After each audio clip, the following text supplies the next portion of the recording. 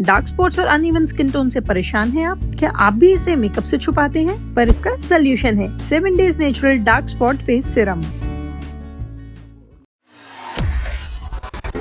Israel की वायुसेना ने शुक्रवार को सीरिया के राष्ट्रपति भवन के पास हमला कर दिया।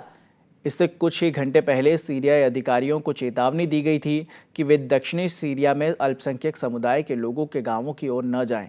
यह हमला राजधानी दमिश्क के पास सीरियाई सरकार समर्थक बंदूकधारियों और ड्रूज अल्पसंख्यक समुदाय के लड़ाकों के बीच कई दिनों तक चली झड़पों के बाद हुआ है। इन झड़पों में दर्जनों लोग मारे गए या फिर घायल हुए। शुक्रवार की सुबह की बात है, हमला किया गया। इस सप्ताह इजराइल द्वारा सीरिया पर किया गया ये दूसरा हमला था। इजराइल द्वारा राष्ट्रपति भवन के निकटवर्ती क्षेत्र पर हमला किया गया। सीरिया के एक नेतृत्व के लिए एक कार्डी चेतावनी प्रतीत सी हो रही है। गुरुवार को सीरिया के ड्रूज आध्यात्मिक नेता शेख हिमकत अल हिजरी ने अल्पसंख्यक समुदाय पर अनुचित नरसंहार हमला कहकर सीरिया सरकार की कड़ी आलोचना की। इजरायली सेना ने एक बयान में कहा कि लड़ाकू विमानों ने दमिश्क में राष्ट्रपति हुसैन अल शारा के महल के क्षेत्र के पास हमला किया। सरकार समर्थक सीरियाई मीडिया आउटलेट्स ने कहा कि हमला शहर के ऊपर एक पहाड़ी पर पीपुल्स पैलेस के करीब हुआ। सोमवार आधी रात के आसपास झड़पें तब शुरू हुई जब सोशल मीडिया पर एक ऑडियो क्लिप प्रसारित हुई जिसमें एक व्यक्ति इस्लाम के पैगंबर मोहम्मद की आलोचना कर रहा था।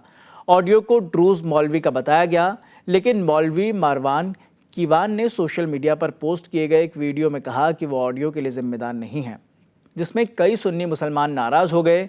सीरिया के सूचना मंत्रालय ने कहा कि 2 अलग अलग हमलों में देश के सुरक्षा बल के 11 सदस्य मारे गए, जबकि ब्रिटेन स्थित युद्ध निगरानी संस्थान Syrian observatory for human rights ने कहा कि सहनाया और द्रूज बहुल दमिश्क उपनगर जरामाना में झड़पों में 56 लोग मारे गए, जिसमें स्थानीय बंदूकधारी और सुरक्षा बल के लोग शामिल हैं। अगर आप सोच रहे हैं कि ड्रूज क्या है तो सुनिए, वो भी बताते हैं। ड्रूज धार्मिक संप्रदाय के अल्पसंख्यक समूह है जो 10वीं शताब्दी में शिया इस्लाम के एक शाखा के रूप में शुरू हुआ था। दुनिया भर में लगभग 1 मिलियन ड्रूज में से आधे से ज़्यादा सीरिया में रहते हैं।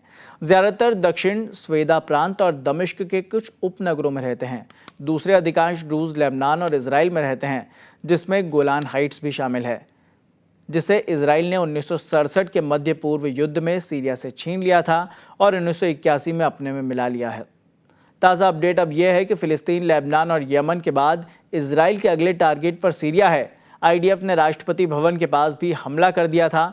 ऐसे में अब देखना यह होगा कि आगे क्या एक्शन लिया जाता है।